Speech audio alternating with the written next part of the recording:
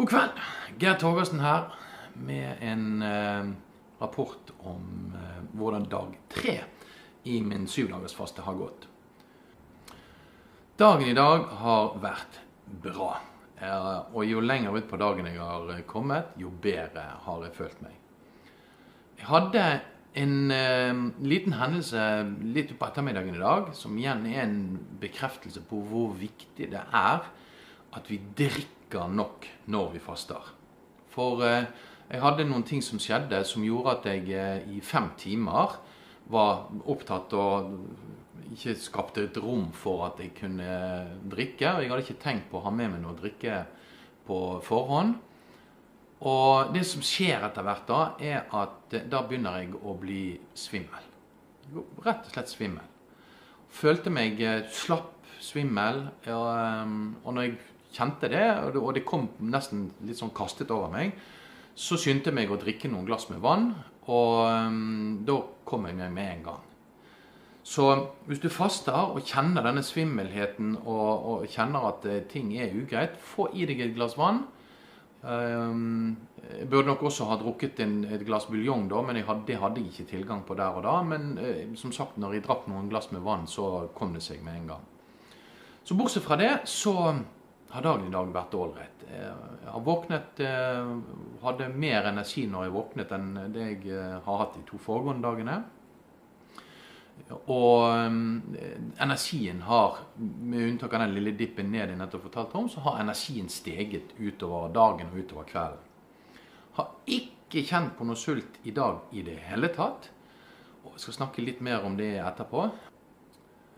Så dagen i dag har i sum og i sin helhet vært veldig bra. Og nå glemte jeg i går å fortelle litt om hva som skjer med blodketonverdiene mine og blodsukkeret. Jeg måler også nå, tenkte det var kanskje noen som synes det kan være interessant, jeg måler også urinketoner hver morgen. Morgenen er det tidspunktet hvor ketoner både i blod og urin er på det laveste. Og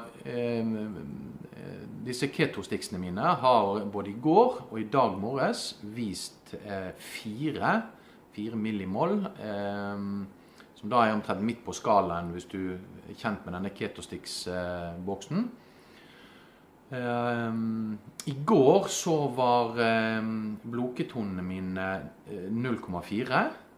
I kveld så var de 0,9. Og jeg strekker meg etter og vil gjerne opp i 1,5 millimol, eller millimoller er det vel heter.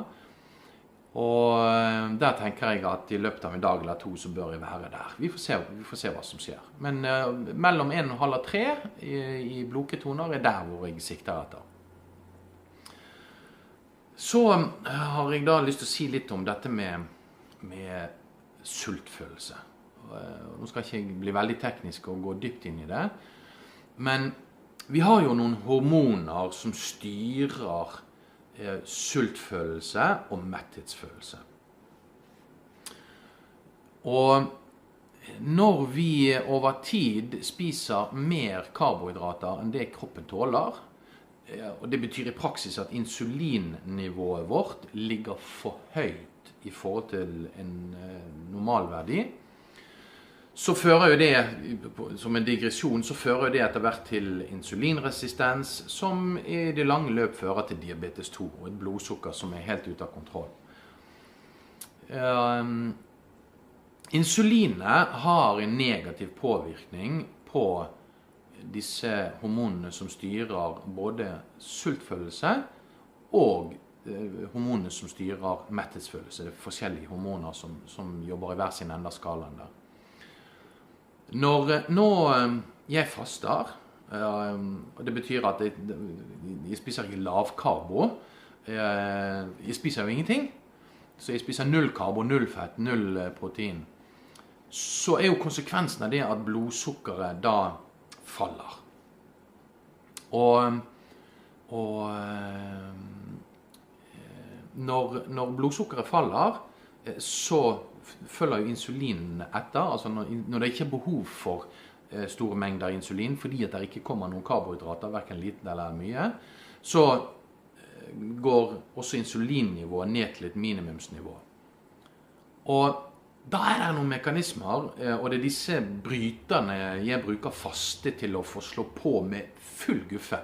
Tenk det nesten som en sånn dimmebryter hvor jeg skrur insulinlyset som har stått og lyst som høylys dag, det skrus ned på minimum så det bare står og gløder. Og når det slås ned, så blir det også mulig å slå opp disse andre dimmebryterne,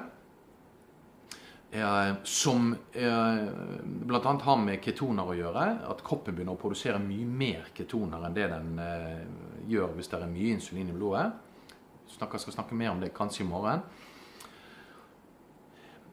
Og det gjør da, når insulinet faller, så blir det en trigger til at disse hormonene som styrer sult og metthetsfølelse, at de begynner å jobbe mer aktivt.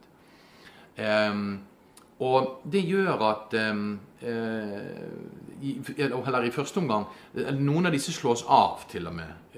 Sånn som sulthormonene, som de første 2 dagene gjerne blir trigget noe voldsomt, fordi det fortsatt insulin i systemet, det fortsatt litt karbohydrater. Og derfor så kommer det da noen sultopplevelser de første 2 dagene. Nå når jeg kommer til 3. dagen, og det skjer typisk på 3. dagen, så slås det hormonet nærmest av.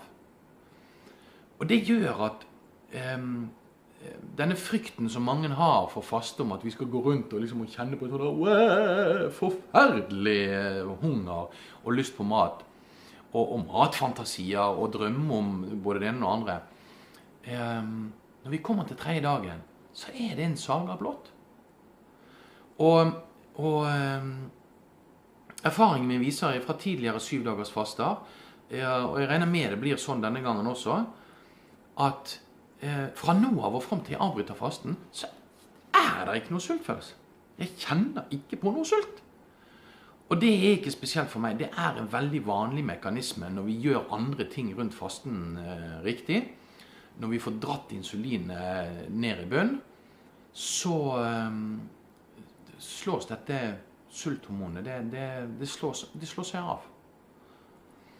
Og sammen med dette metthetshormonene, de blir nærmest oppregulert slik at vi da, for det blir motvekten til sult, ikke sant? Altså, når vi da kjenner oss mett, vi ikke kjenner sult, da det veldig ålreit å faste.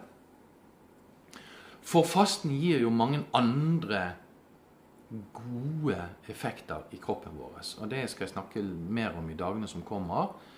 Og en del om hvilke konkrete helseutfordringer som en sånn faste gir. Så med andre ord, dag 3 overstått. Jeg føler meg veldig fin, veldig bra. Så da skal jeg igjen få meg en god nattsøvn, og så snakkes vi igjen i morgen kveld. Hei så lenge.